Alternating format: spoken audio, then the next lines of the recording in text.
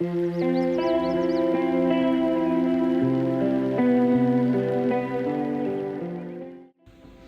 me paint a picture for you. You wake up one morning and everything that used to anchor your life has either shifted, cracked, or completely fallen apart. It could be a marriage that has very suddenly ended. It could be a job that you gave everything to that either no longer exists or no longer serves you. Or perhaps you received a shocking diagnosis that has rocked you to your core. It could be a financial crisis and your money's run out. Or perhaps somebody you loved deeply is no longer here with us. And perhaps you have this additional challenge of navigating through these difficult circumstances whilst also coming to terms with midlife changes, that time of life when your body is changing in ways you do not recognize and your hormones are operating at a new normal that can make you appear imbalanced sometimes. And all of this occurring at a time when you're supposed to have it all together by now. Welcome to Faith in the Fog. My name is Isoken Aderele, and in today's video, I will be speaking about what happens when your life is upended in midlife and how you can reset, restart, and find your footing again. If your life has been upended through loss, through crises, through an event that blindsided you, and you're trying to figure out how to find your footing again, then this video is for you. Here's what we're going to cover today. First, we're going to talk about what's actually happening in your body and your emotions during this kind of upheaval. Then we're going to help you discern what season you're actually in. And finally, we're going to talk practically about how to reset, how to restart, and more importantly, how to let God form something in you through this season. Okay, so let's dive right in. When your life is upended in midlife, you're very rarely dealing with just one thing. I like to think about it in this way, about dealing with multiple layers, a convergence of multiple events that are happening at the same time. And I'll start to take them one at a time. So first you have the circumstantial layer, i.e. the actual event that has just taken place. So it could be the divorce, it could be the job loss, it's the death, it's the financial crisis, right? So any of these things are devastating enough that they could bring us to our knees, any single one of them. But you add that, in this season of life, there's also that physiological layer of what's running and going on underneath. If you're between 40 and 55 years of age, there's a significant chance that your body is in perimenopause. Perimenopause is that transitional phase before menopause. And what that means in practical terms is that your estrogen and progesterone hormones are fluctuating in ways that directly affect the nervous system, the emotional regulation, cognitive clarity, and the capacity to manage stress. So when something devastating happens, coupled with a body that's already operating or dealing with hormonal fluctuations, the results can feel catastrophic. Here's what that can also look like when you're already dealing with an earth-shattering event. You can have, obviously you're going through grief, but there are also elements of maybe a very deep anger, shame that can come with having to navigate through this. A fog that has an impact on your ability to think through and problem solve. And then perhaps an unshakable deep sadness that constricts both your heart and your soul. I would like you to understand that some of what you're feeling is indeed grief. Some of it is, of course, legitimate anger at the real loss or the circumstance that you're going through. But some of it could also be your hormonal system helping to amplify the signals and amplify the loss and the grief that you're going through. But before we go any further, I want to say something really clearly. The fact that your life has been upended does not mean you've failed. We know sometimes we get this internal monologue in our minds that may try to get us to internalize the circumstances that we're going through as us somehow failing or being a failure. This is absolutely not true. In fact, it's a lie. It's not true. Some of the most capable, responsible, high capacity women that I know have had their lives turned upside down in midlife. And one of the cruelest tricks of this season is that the very women who spent a lifetime, decades, holding things together for everyone else, their families, their employers, their organizations, their communities, right? They, in a season of difficulty, internalize or somehow assign blame to themselves for the circumstance that they're going through and feel the most shame when things fall apart. So what do you do next once everything is upended? What are the next steps for you? Before you start to fix or you rush forward to fix, rebuild, restart, you actually need to understand and discern the current season that you're in. And in order to do that and for you to understand what I'm saying here, I have 4 questions for you to think through. The first is, am I depleted? By this I mean examining whether your capacity tank is genuinely empty and identifying where you need restoration before you can start to build something new. The second question is, am I in transition?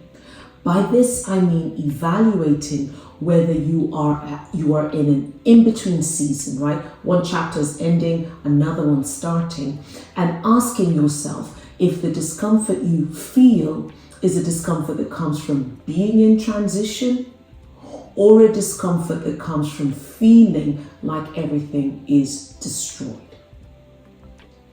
The third question that I have for you to think through is, am I misaligned? By this I mean asking yourself whether the thing that fell apart was actually right for you, and whether this disruption, as painful as it is actually a course correction for you. If you are in a season of grief, asking yourself, am I grieving? Meaning that you've had something that was good and real and it's lost. And if you are in a season of grief, giving yourself the time to honor that which is lost before you can move forward. Now, each of these questions represent a different season and thus would require a different response. And mixing them up, for example, trying to rebuild when you need rest or resting when God is calling you to move forward, can actually be costly to you. So this is why I want you to take the time to actually discern the season that you are in. Now, there are many things that you do not have control of. So the issue or the circumstance, you're not in control of it. But you can be in control of certain things. You can be in control of your choices, your responses, how you care for yourself, and who you let into your life in this season. You're unable to control the loss, and you're unable to control how people react or make choices around your circumstances. Now, I know you may be asking yourself, so will I ever feel the same again? Can I find some comfort, peace, or respite in this season? Before I talk through practical steps that you can start to take to reset and rebuild your life, I want to say that despite the weight of the season that you're carrying, there is one who is moved by compassion for you and can give you peace even in this difficult season. In Matthew chapter 9 verse 36, the Bible records that when he saw the crowds, he had compassion for them because they were harassed, helpless, like sheep without a shepherd. So Jesus is moved by compassion for you in this season. I also want you to know that there is comfort available for the brokenhearted.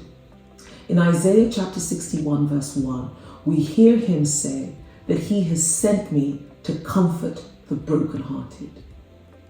And there's also peace available to you at all times and in all situations to hold your heart and mind, even in the middle of this foggy season. 2 Thessalonians chapter 3 verse 16 tells us, now may the Lord of peace himself give you his peace at all times and in every situation. So I want you to be reminded that you're not walking through this season alone. Now let's talk about what you can do to reset and restart your life after it's been upended. Here are 5 things that matter when you're trying to find your footing after life has been upended. The first one is to stabilize before you strategize. The temptation when life falls apart is to immediately start rebuilding, to start to make decisions and to announce your next steps. I want to encourage you here to pause before you start rebuilding. Your first prioritization is to be stable, meaning to ensure that you're getting the sleep, the nutrition, the hydration, and the basic structure to your days. You know, we're unable to think clearly, to discern wisely, or to lead ourselves well from a dysregulated nervous system. And so it's important that we start to create stability in our lives, even when our life has been upended. The second thing is to build a small inner circle and to be honest with your inner circle about where you are. I've been speaking lately about staying connected in seasons of difficulty. And isolation is one of the most dangerous responses that we could have to an upended life. But so also is oversharing, and oversharing with people that we shouldn't be sharing with. So what we need in a season of when we're walking through an upended life is 2 or 3 people who are safe, grounded, and willing to speak truth to us in love. Not just people who will agree with you, not just people who will catastrophize with you, because we don't want those. We want people who will listen, create space, and offer wise counsel. So in this season, if you don't have that circle, then your first move is to find that circle. The third thing that I would like for you to think through is to determine what actually needs a decision right now. When our lives are turned upside down, everything can feel urgent. And in reality, that's not the case. So for us to navigate this season, we need to think about how we make a clear list about what genuinely requires a decision in the next 30 days and what can wait. You want to guard your decision-making energy fiercely because, hormonal disruption, emotional dysregulation can impair executive function. So that is our ability to think ahead, to plan, to make decisions wisely. So protect the decisions that matter the most by not spending yourself on the ones that do not matter in this season. 4 is move your body. You've got to move. Movement matters. We need to continue to move our bodies in this season. Find an exercise practice. right? It can be walking, it can be strength training, it can be stretching. Find a practice. Moving your body is so important. There are documented benefits in staying, in exercising, that helps us process our grief and stress. Your body is not separate from the healing of your mind and your soul. So you also need to care for your body in this season. And lastly, number 5 is to find the one next step. Not the whole plan, just the next step. You know, when we're navigating an upended season, when our life has changed drastically, we sometimes have the pressure to map out the vision of what our future life can be. And that can be incredibly paralyzing. We don't need the whole plan at this stage. What we need is the one next step. So what is that one thing that if you did it today or this week would move you slightly forward towards stability and clarity? Find that one thing and do that one thing today. Now I'm bringing all of the threads that I started to pull earlier, I'm bringing them all together and bringing this home for you today. So you've had a catastrophic event happen to you, and through perimenopause, your body is going through physiological transition. So that's the rage, the exhaustion, the fog, all of those things. You have those physiological signals from your body as well as navigating this catastrophic event. And all of that can put you under significant stress. So as you navigate this, it's important that you treat yourself with compassion in this season. Be gentle with you, love yourself, care for yourself, even in this season. Your faith is being tested and formed as you navigate this painful season. But I want to encourage you that there's a version of you on the other side who has grown, who has capacity to do more, having navigated through this season. Now, I'm not saying that the pain that you're going through is good, and I'm not saying that it's, that you've had a fun ride. But what I'm trying to say is at the end of this difficult season, that you will have clarity and a breath of wisdom that is available to you after this. Now, I know from experience that many women find clarity about who they are and who they're supposed to be after a season of disruption. So I hope that you know that after you walk through the season, you will have, there's a lot waiting for you about who you're becoming and who you're being formed at the other side of this season. An upended life is not the end of your story. It may be the beginning of the truest chapter you've ever lived. Now, you're not navigating the season to take you back to who you were, but you are navigating it to become who you're being formed to be through this season.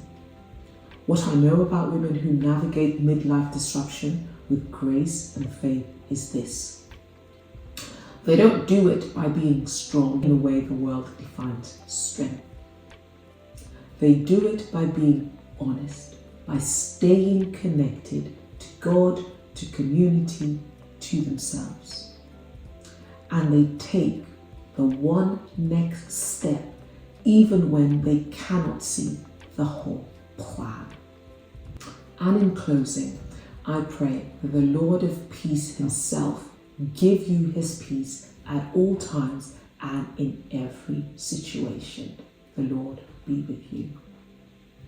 If this has resonated with you today, I'd love to hear from you. I'd love to hear you. I'd love to have you put something in the comments and let me know how this has impacted you.